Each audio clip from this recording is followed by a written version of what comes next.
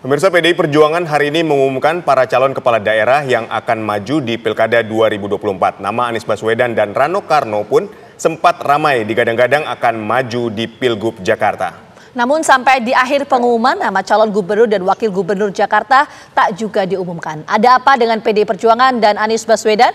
Mengapa PDI Perjuangan tidak mengumumkan calon gubernur Jakarta bersamaan dengan pengumuman kepala daerah yang lain yang dilakukan hari ini? Untuk membahasnya telah bergabung bersama kami juru bicara PDI Perjuangan, ada Bang Chiko Hakim, kemudian politisi Partai Golkar Ahmad Doli Kurnia, dan juga pakar politik Hanta Yuda. Selamat petang semuanya, kita menuju ke Mas Chiko terlebih dahulu.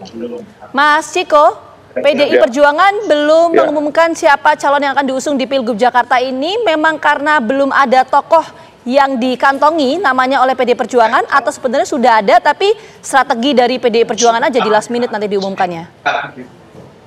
Ya, saya jawab pertanyaan pertama dulu terkait dengan tokoh yang dikantongi. Tokoh yang dikantongi ini masalahnya lebih banyak daripada jabatannya. Jabatannya kan calon gubernur dan calon wakil gubernur. Sedangkan tokoh-tokoh yang kita kantongi itu ada nama Pak Basuki Cahayapurnama, ada nama Rano Karno, ada nama Mas Prastio Edi Marsudi, ada nama Mas Pramono, ada nama Charles Honoris, kemudian ada nama juga dari tokoh luar partai yaitu Anies Baswedan. Itu yang pertama. Yang kedua, ini masih ada gelombang satu lagi, yaitu gelombang terakhir atau gelombang keempat yang akan mengumumkan 40-an provinsi, kabupaten, dan kota. Dan ada daerah-daerah lain, provinsi lain yang strategis juga, ada Jawa Timur dan Jawa Barat yang belum kami umumkan. Dan rasa-rasanya akan lebih tepat karena memang yang ditunggu-tunggu itu biasanya akan diumumkan di akhir-akhir. Enggak, kita tunggu saja dalam satu hari ini ke depan. Mudah-mudahan besok lah kita bisa umumkan siapa yang akan kita usung. Baik, Bang Chiko, dari tim kami di lapangan ini kan Anies Baswedan sempat datang ya ke kantor DPP PDI Perjuangan?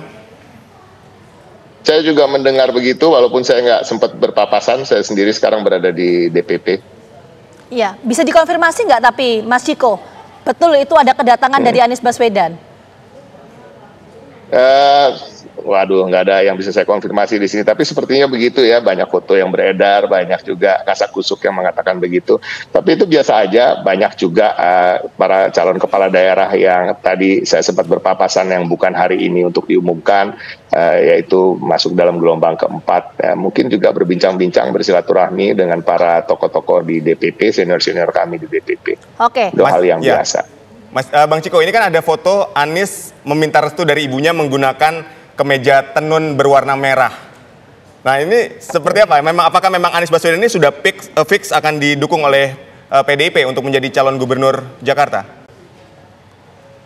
Saya tidak bisa mendahului pengumuman ya, apapun itu, khususnya di PDI Perjuangan sebelum diumumkan, dan juga di partai-partai lain lah. Kami meyakini bahwa apapun yang belum diumumkan, belum diantar bahkan ke KPU, itu belum bisa kami pastikan akan kami usung atau kami dukung sebagai calon dari kami. Tapi pada prinsipnya gini, komunikasi dengan Mas Anies ini kan berjalan dengan lancar, dengan pihak dari tingkatan DPD sampai tingkatan DPP ini berjalan lancar, dan artinya tidak ada masalah lah, tidak ada komunikasi yang tersumbat atau hal-hal yang sifatnya perubahan-perubahan atau apapun itu. Tapi kembali lagi, memang di internal kami pun kami belum mampu mengerucutkan satu nama apakah yang menjadi cagup ataupun cawagup misalnya apabila mendampingi Mas Anies. Tapi kita lihat nanti, ini tinggal satu hari lagi, diharap bersabar, pendaftaran masih sampai tanggal 29 di akhirnya.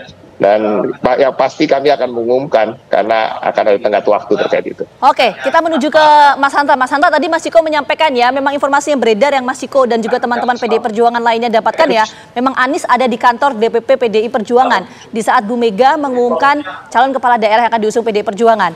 Itu kenapa Mas? Apakah memang awalnya ingin diusung oleh PDI Perjuangan atau gimana? Menurut Mas Hanta?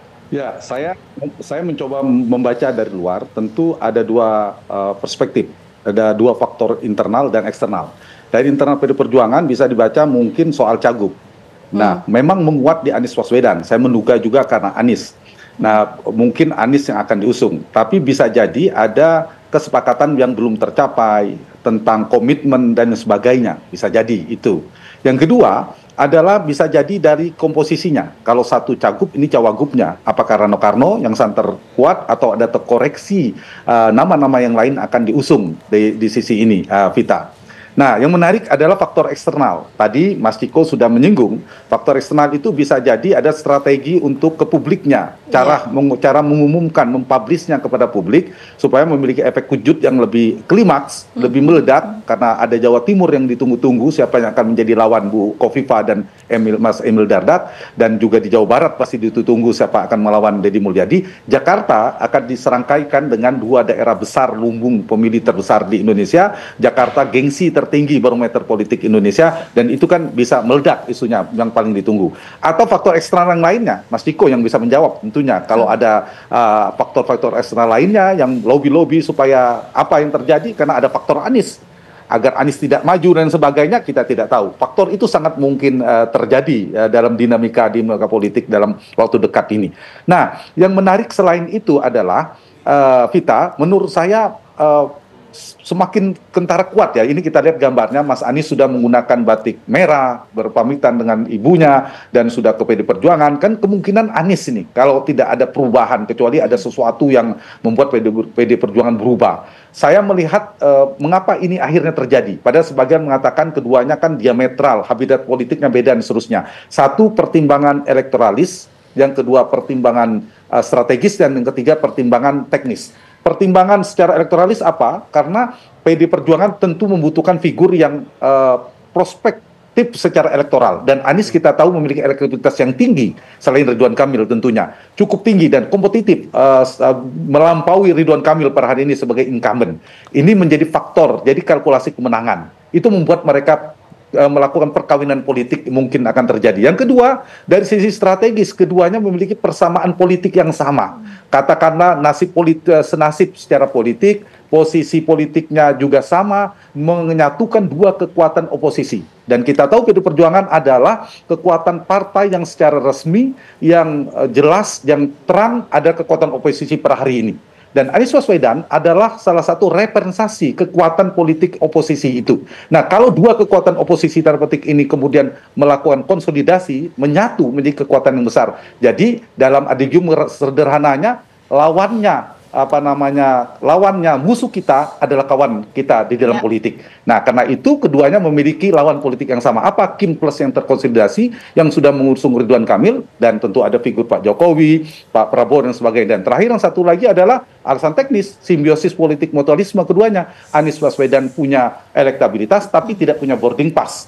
Dan satu-satunya PD Perjuangan yang bisa menjadi opsi bagi Anies Baswedan. Sebaliknya, PD Perjuangan memiliki boarding pass yang strategis setelah putusan MK, tetapi membutuhkan figur yang secara elektabilitas kuat. Jadi perkawinan antara elektabilitas dan boarding pass mempertemukan mereka. Baik, dari Mas Hanta kita ke Bang Doli. Bang Doli, kapan Kim Plus ini akan mendaftarkan Ridwan Kamil dan Suswono ke KPUD Jakarta? Ya, kita kan masih punya waktu 2 hari ya. Pembukanya baru besok, nanti itu tanggal 29. Nanti kita lihatlah mana yang paling yang paling strategis. Setelah kita nanti menghitung semua kemungkinan ya, kita kan masih menunggu nih sampai sekarang kira-kira siapa yang akan menjadi kompetitor kita. Nah, tentu ini akan terus menjadi pembicaraan di Koalisi Indonesia Maju, pengusung Pak Ridwan Kamil dan Pak Suswono untuk mencari waktu yang tepat untuk melakukan pendaftaran. Ya, Bang Doli, sampai saat ini kan PDI Perjuangan belum mengumumkan ya siapa calon yang akan diusung di Pilgub Jakarta. Perspektif dari teman-teman Kim, termasuk salah satunya adalah Golkar, bagaimana? Apakah menunggu sikap dari PDI Perjuangan atau bagaimana, Bang Doli? Ya, itu menjadi salah satu pertimbangan kita nanti untuk hal-hal yang lain, termasuk waktu pendaftaran ya. Dan kita juga nanti pada saat pendaftaran itu kan menjadi bagian rencana yang terintegrasi ya satu sama lain dari bagian perjuangan pemenangan kita gitu. Jadi momentum, terus kemudian nanti kan juga ada ya semacam upacara lah ya dalam pendaftaran itu, dan itu tema-temanya kan akan berkaitan dengan soal tema besar kita yang akan kita usung dalam proses pemenangan, dan menentukan tema itu juga nanti akan kita melihat siapa kompetitor kita pada akhirnya, pasangannya siapa gitu. Dan sekarang kan tinggal kita menunggu satu-satunya yang memungkinkan untuk juga mencalonkan pasangan itu kan adalah Pak Ciko dan kawan-kawan di PDI Perjuangan. Baik, tapi dari Kim sendiri apakah masih solid untuk mendukung Ridwan Kamil dan Suswono? Dijawab sesaat lagi Bang, usai jeda tetaplah di Kabar Petang.